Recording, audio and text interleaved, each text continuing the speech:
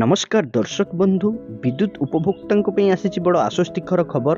ବଢ଼ିବନି ବିଜୁଳି ଦର 2 କିଲୋୱାଟ ପର୍ଯ୍ୟନ୍ତ ସ୍ମାର୍ଟ ମିଟର ଭଡ଼ା ଛାଡ଼। ଅନଲାଇନରେ ବିଲ୍ ଦେଲେ 4% ରିହାତି। ଇଭି ଚାର୍ଜ ୟୁନିଟ୍ ପିଛା 50 ପଇସା ହ୍ରାସ। ପ୍ରିପେଡ୍ ମିଟର ଉପଭୋକ୍ତାଙ୍କୁ ମିଳିବ 4% ରିହାତି। ଶୀତଳ ଭଣ୍ଡାର ପାଇଁ ୟୁନିଟ୍ ପ୍ରତି 1 ଟଙ୍କା 60 ପଇସା ଦର ହ୍ରାସ। ଅପରିବର୍ତ୍ତିତ ଦର ଉପରେ ନଜର ପକାନ୍ତୁ। 1 ୟୁନିଟ୍ରୁ 50 ୟୁନିଟ୍ ଭିତରେ 2 ଟଙ୍କା 90 ପଇସା, 51ରୁ 200 ୟୁନିଟ୍ 4 ଟଙ୍କା 70 ପଇସା, 201ରୁ 400 ୟୁନିଟ୍ 5 ଟଙ୍କା 70 ପଇସା, 401ରୁ ଅଧିକ ୟୁନିଟ୍ 6 ଟଙ୍କା 10 ପଇସା। ବିଦ୍ୟୁତ ଉପଭୋକ୍ତାଙ୍କୁ ବଡ଼ ଆଶ୍ୱସ୍ତି ମିଳିଛି। ଚଳିତ ବର୍ଷ କୌଣସି ବିଦ୍ୟୁତ ଦେୟ ବୃଦ୍ଧି ପାଇବ ନାହିଁ। 2025-2026 ଆର୍ଥିକ ବର୍ଷରେ ବିଦ୍ୟୁତ ଦର ଅପରିବର୍ତ୍ତିତ ରହିଛି। ସୋମବାର ଓଡ଼ିଶା ବିଦ୍ୟୁତ ନିୟାମକ ଆୟୋଗ OIEC ପକ୍ଷରୁ ଏକ ସଂକ୍ରାନ୍ତରେ ଘୋଷଣା କରାଯାଇଛି।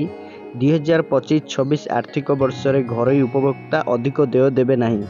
ବିଦ୍ୟୁତ ଦର ଅପରିବର୍ତ୍ତିତ ରହିବା ସହିତ ଘରୋଇ ଉପଭୋକ୍ତାଙ୍କଠାରୁ ସ୍ମାର୍ଟ ମିଟର ନାଁରେ ଘରୋଇ କମ୍ପାନୀ ଚଲାଉଥିବା ଶୋଷଣ ଉପରେ OIECଙ୍କ ଅଙ୍କୁଶ ଲଗାଇଛି। ମାସିକ 2 କିଲୋୱାଟ ପର୍ଯ୍ୟନ୍ତ ବିଦ୍ୟୁତ ଖର୍ଚ୍ଚ କରୁଥିବା ଉପଭୋକ୍ତାଙ୍କଠାରୁ ବିଦ୍ୟୁତ ବିତରଣ କମ୍ପାନୀ 60 ଟଙ୍କା ମିଟର ଭଡ଼ା ବାବଦରେ ନେଉଥିଲା। 2 କିଲୋୱାଟ ପର୍ଯ୍ୟନ୍ତ ସଂଯୁକ୍ତ ଲୋଡ୍ ସହିତ ସ୍ମାର୍ଟ ମିଟର ବ୍ୟବହାର କରୁଥିବା ଉପଭୋକ୍ତାମାନେ ଏଣିକି ମାସିକ 60 ଟଙ୍କା ମିଟର ଭଡ଼ା ଦେବେ ନାହିଁ। 2 କିଲୋୱାଟରୁ ଅଧିକ ବିଦ୍ୟୁତ ବ୍ୟବହାର କରୁଥିବା ଉପଭୋକ୍ତାଙ୍କୁ ମାସିକ ମିଟର ଭଡ଼ା 60 ଟଙ୍କା ଦେୟ ଦେବାକୁ ହେବ। ଡିଜିଟାଲ କାରବାରକୁ ପ୍ରୋତ୍ସାହିତ କରିବା ପାଇଁ OIEC ପକ୍ଷରୁ ବଡ଼ ଘୋଷଣା କରାଯାଇଛି। ଡିଜିଟାଲ ପେମେଣ୍ଟ ମାଧ୍ୟମରେ ମାସିକ ବିଦ୍ୟୁତ ବିଲ୍ ପୈଠ କରୁଥିବା ଉପଭୋକ୍ତାଙ୍କୁ ବିଲ୍ ଉପରେ ପୂର୍ବପରି 4% ରିହାତି ଜାରି ରହିବ।